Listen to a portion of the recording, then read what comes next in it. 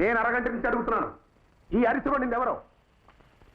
నాలాంటి sales executive దీన్ని అరిసా అని చెప్తే వ్యాపారం ఎలా అవుతున్నాయి? నిజమే అన్న. రే చెంచా, పాల్వా.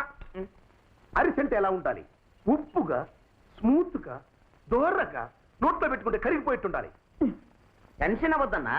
Less tension more work, more work less tension. రే మడ్డిగా, ఇంకొకసారి ఇంగ్లీష్ మాట్లాడేవో నీ ముఖాన్ని యాసిడ్ పోసి తగలబెడతా. అన్నా తక్కువ చేసి మాట్లాడుకో. నేను ఎడ్యుకేటెడ్ ఫ్యామిలీ.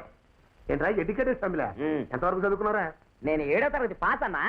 రే ఎలుగుబంటి ఎదవా, నేను ఎస్ఎస్ఎల్సీరా. నువ్వు ఎస్ఎస్ఎల్సి ఫెయిల్ అన్నా, నేను 7వ తరగతి పాస్. అదే ముళ్ళ పంది, నేను ఎస్ఎస్ఎల్సీరా. తెలుసండి, నేను 7వది పాస్ అండి, మీరు ఎస్ఎస్ఎల్సి ఫెయిల్ అండి.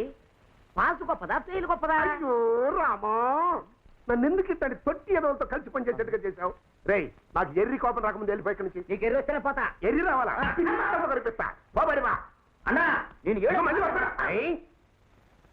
ఇది ఒక ఎట్టో ఎట్టండి వయసు మళ్ళీ ముసలాళ్ళ పనిలో పెట్టుకుంటే అరిసెల్ని అప్పడాలాగా మార్చేస్తున్నారు. వీళ్ళందరినీ లెక్క చూసి పంపించేసి మళ్ళీ కొత్తగా నైస్ గా ముత్తుగా ఇంటర్మీడియట్ గర్ల్స్ పెట్టుకున్నాం అనుకో, అరిసెలు బాగా ఉబ్బుతాయి, పని గబగబా జరుగుతుంది, మనకి బోర్ లేకుండా ఉంటుంది.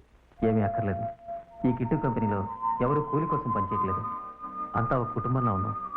పనితనం అటు ఇటుగా ఉన్న వీళ్ళతోనే కంపెనీ నడుస్తుంది. లేటెస్ట్ గా స్టార్ టీవీ చూసా. ఆట విని టమాటాలు లావు లావు గుబ్బేయంట. అరే చుంపదాయి అంటే ఎవర్రా పాడేది? నేనే అన్నా. పాట అంటే నువ్వే పాడాలి. పాట నేనా? అయ్యో నే పాడినా. పాడవే నా తిట్టివే. పాడు సుశీల.